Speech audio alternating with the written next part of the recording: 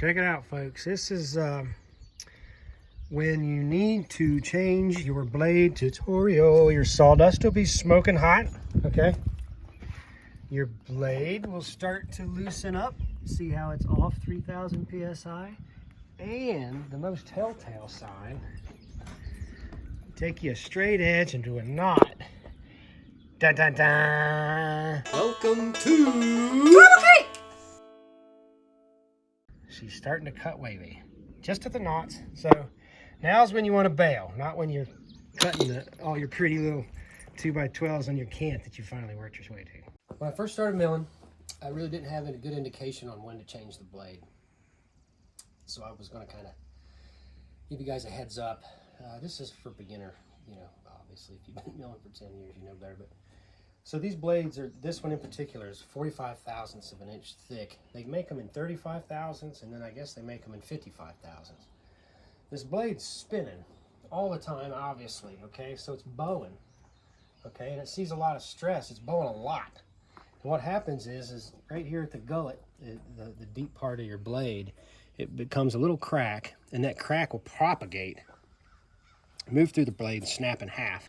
The reason I'm going with a 45 thousandths blade is that it's the best durability for this bend, okay? So your 55 thousandths, they don't last as long because of that stress cracking.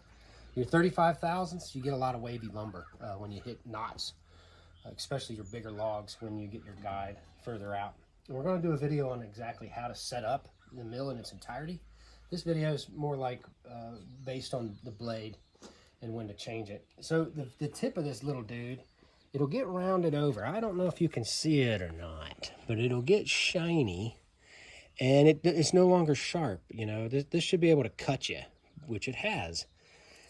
So once you lose that sharpness, when you start to cut, well, first off, your lumber will get wavy, but you try to avoid that. But this you see this bow like this, okay? The blade will actually distort as it goes into the log because it's having to push against that dull blade and making it cut. You don't want any of this. You got to come to grips with the fact that you're going to have to sharpen it anyways. Go ahead and sharpen it. Now we're going to have a video on how to sharpen these bandsaw blades. I used to send them off. Wood-Mizer, you know, they do a great job. It's just expensive, and then shipping. So it was $100 every time I got my blade sharpened.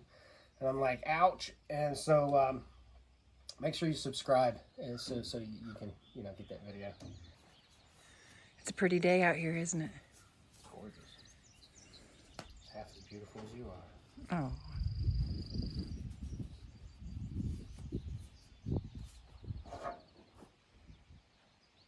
This is how you change out a Wood-Mizer blade.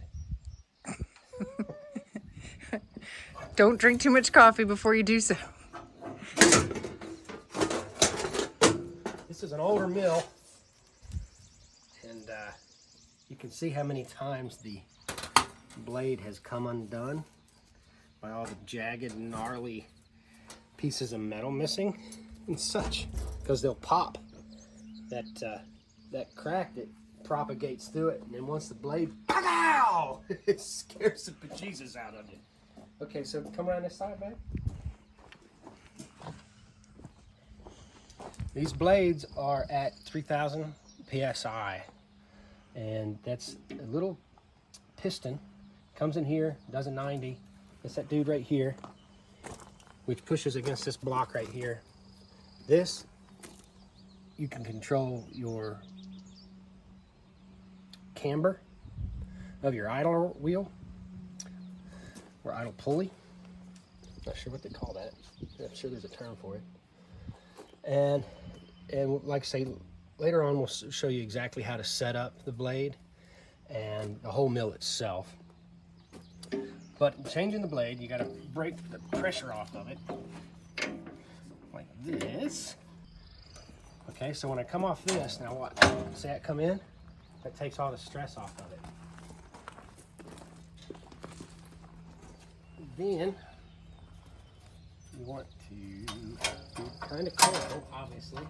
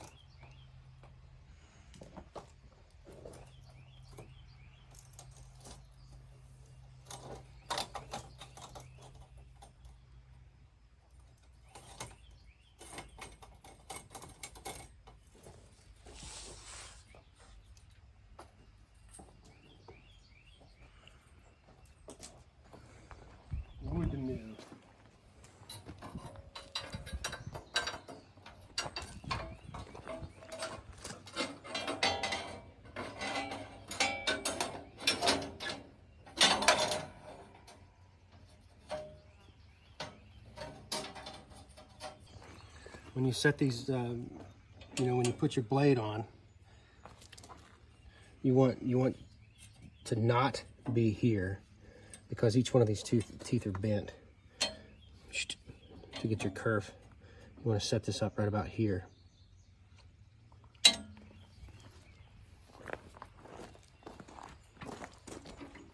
And then what I do is I put about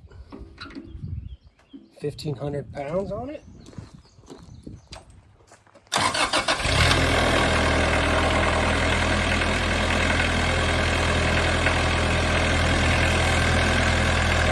Check it.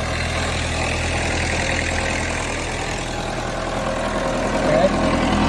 See how far deep that is? And I'm hoping that when I increase the PSI and this idle pulley, it'll bring it back out.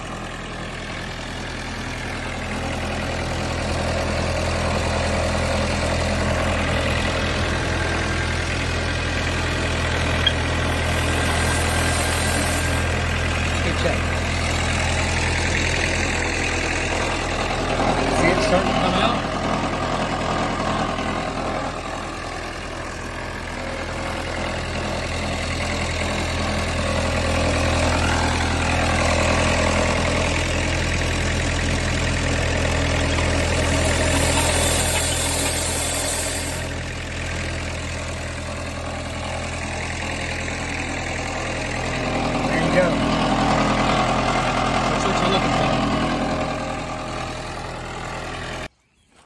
So like I said, this is an older mill, and you can see the difference between that idle pulley and that idle pulley.